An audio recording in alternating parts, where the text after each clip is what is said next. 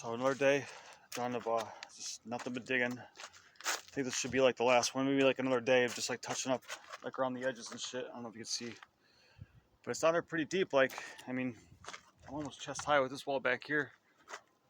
I should have done this at the beginning. I don't know why I didn't do it in the beginning. I just jumped the gun and just wanted to start stacking, which I'm an idiot, but think I'm gonna redo. Let me see if I can switch this camera around. It's not letting me. Fuck it.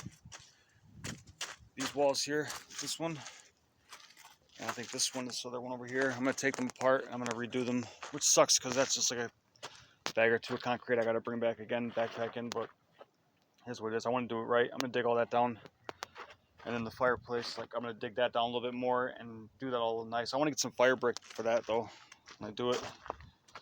But yeah, I think I'm gonna take a bunch of it down and redo it just so it's done right.